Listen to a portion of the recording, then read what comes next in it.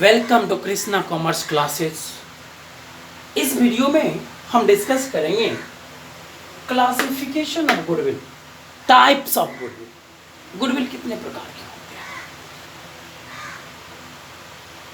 जैसा कि हम जानते हैं कि गुडविल एक इंटेंजिबल एसेट है और इंटेंजिबल एसेट्स को अकाउंटिंग स्टैंडर्ड 26 के अंतर्गत डिफाइन किया गया है। अकाउंटिंग स्टैंडर्ड 26 गुडविल को दो भाग में क्लासिफाई करता है, एक परचेज गुडविल और दूसरा self generated goodwill. Purchase goodwill, the goodwill for which the cash is paid और any kind by the firm. Cash और any kind consideration in cash or any kind, that is known as purchase goodwill। that means हम जब कोई firm purchase करते हैं तो firm के साथ साथ उसका वर्षों का जो रेपुटेशन है, उसका वर्षों का जो गुडविल है वो भी आता है। तो उस गुडविल का के बदले हमें कुछ पे करना पड़ता है, that is known as purchase goodwill. या तो हम कैश में पे करें, या फिर हम एसेट्स दे दें, या फिर हम उसका लायबिलिटीज अपने सर पे ले लें। किसी न किसी रूप में हमें देना पड़ता है। इसको हम परचेज गुडविल कहते हैं। इसका फीचर्स है कि it arises on the purchase of business. Purchase goodwill हमेशा जब हम किसी बिजनेस को खरीदते हैं तभी रेज होता है, अदरवाइज नहीं। It is recognised in the books of account. ये बड़ा इंपॉर्टेंट चीज है कि परचेज गुडविल को बुक ऑफ अकाउंट में लिखा जाता है। बुक्स ऑफ अकाउंट में इसे रिकॉर्ड किया जाता है। जनरली आमतौर पे परचेज गुडविल हमेशा बैलेंस शीट के एसेट साइड में लिखा जाता है। परचेज गुडविल को हम बैलेंस शीट के एसेट साइड में लिखते हैं।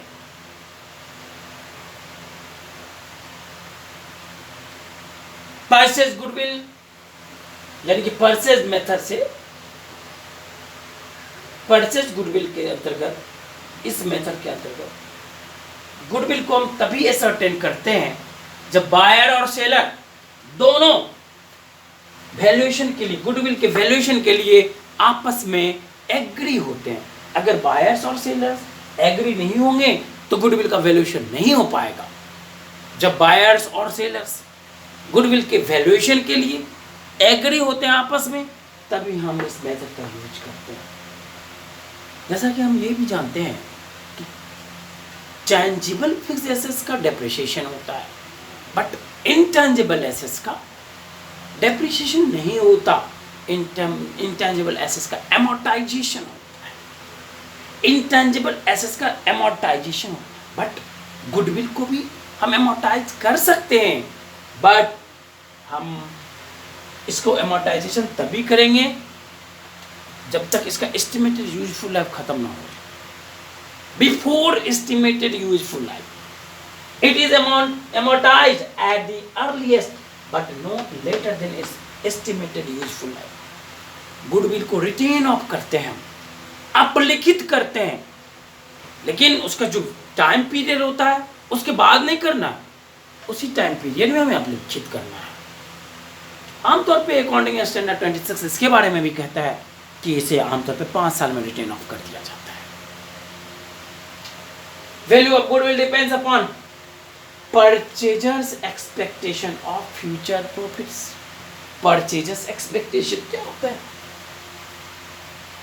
परचेजर जो फर्म को परचेज कर रहा है और वो एक्स्ट्रा अमाउंट गुडविल के रूप में पे कर रहा है पार्टी को, वो क्या एक्सपेक्ट करता है? वो एक्सपेक्ट ये करता है कि जितना एडिशनल अमाउंट हम पे कर रहे हैं गुडविल के रूप में, वो एडिशनल अमाउंट फर्दर कितने दिन में हम ऊपर कर लेंगे इस बिजनेस से, क्योंकि हम रनिंग बिजनेस खरीद रहे हैं। रनिंग बिजनेस से कमा के कितने दिन में खरीद ऊपर कर लेंगे, जितने दिन में ये एडिशनल अमाउंट रिकवर कर लिया जाएगा, that is known as his expected profit. तो एक value of goodwill depends upon purchasers expectation of future profit. Future में कितना वो प्रॉफिट अर्न करेगा, कितने साल तक, कितने वर्षों तक, 3 वर्ष तक, 4 वर्ष तक, 3 या 4 वर्ष तक अगर परचेज करता है, 4 वर्ष तक अगर परचेज करता है, नंबर ऑफ ईयर्स परचेज लिखता है, इसका मतलब ये हुआ कि 4 वर्ष तक वो प्रॉफिट अर्न करेगा, तो तब जाके जो गुडविल जो पेमेंट किया है,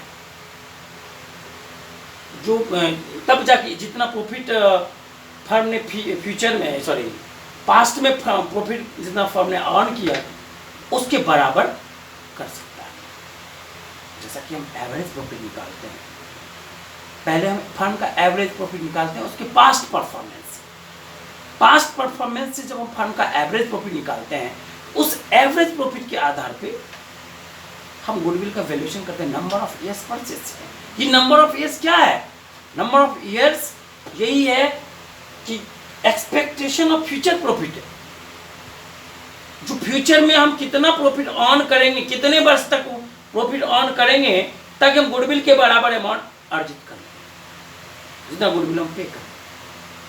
मान लीजिए अभी हमारा एवरेज प्रॉफिट 20,000 रुपए है, नेक्स्ट 4 वर्ष में 4 वर्ष के नंबर ऑफ ईयर्स परचेज होने पे हम इसे रिकवर कर सकते हैं। इसका मतलब वो हमारा गुडविल यानी हमारे फर्म का गुडविल वर्तमान में 80,000 रुपये है, 20,000 इंटू 4 80,000 रुपीज है। तो ये पास्ट परफॉर्मेंस के आधार पे एक परचेजर ये एक्सपेक्ट करता है कि कितने दिन में फर्म उतना प्रॉफिट अर्न कर लेगा जितना प्रॉफिट फर्म ने पास्ट में अर्न किया है, उसको कहते हैं नंबर ऑफ ईयर्स परचेज। और उसी के आधार पर हम गुडविल का वैल्यूएशन करते हैं। Now we have to discuss about self generated goodwill. What is self generated goodwill? The goodwill which is earned by the efforts of management itself. Management अपने खून पसीने से, वर्षों के मेहनत से, अपने खून पसीने से जो रेपुटेशन कमाता है, जो रेपुटेशन बनाता है, वही रेपुटेशन सेल्फ जनरेटेड गुडविल है। सेल्फ जनरेटेड गुडविल हमेशा बिजनेस फर्म के द्वारा एक दिन में नहीं होता, वर्षों के मेहनत के द्वारा होता है। It is generated internally, its features, it is generated internally, it is earned by the efforts of management over the years। वर्षों तक मैनेजमेंट के द्वारा प्रयास किया जाता है, उसके रिप्रेजेंटेटिव के द्वारा, उसके ऑनर्स के द्वारा वर्षों लग जाता है उस रेपुटेशन को बनाने में, तब जाके ये गुडविल बनता है। It is not shown in the books of account. Self generated goodwill को हम बैलेंस शीट में नहीं दिखाते, बुक्स ऑफ अकाउंट में नहीं दिखाते।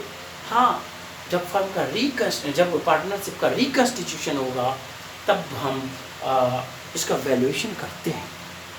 It is treated during the reconstitution of the partnership. Reconstitution, change in profit sharing ratio of the firm, change in profit sharing ratio between the partners, admission of the partners, new partners, death of the partners, retirement of the partners, these all are the part of reconstitution of partnership. In this situation, self-generated goodwill method is used. इस परिस्थिति में हम self-generated goodwill method को use करते हैं। self-generated goodwill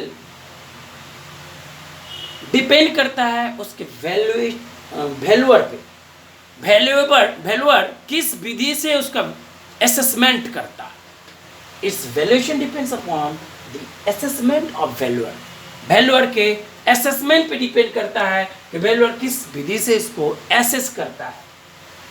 ये accounting standard 26 में दिया हुआ है कि सेल्फ जनरेटेड गुडविल को किसी भी बुक्स ऑफ अकाउंट में नहीं दिखाया जाता, जबकि परचेज गुडविल को बुक्स ऑफ अकाउंट में दिखाया जाता है। अकाउंटिंग स्टैंडर्ड 26 कहता है कि ये फर्म के रिकंस्टिट्यूशन में यूज होता है, फर्म पार्टनरशिप के रिकंस्टिट्यूशन में। जब फर्म का पुनर्गठन होता है, पार्टनरशिप का, ऐसे को पार्टनरशिप का पुनर्गठन होता है, रिकंस्टिट्यूशन होता है, तब हम सेल्फ जनरेटेड गुडविल को अपनाते हैं।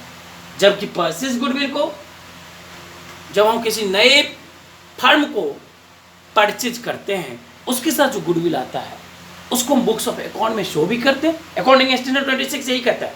साथ साथ हम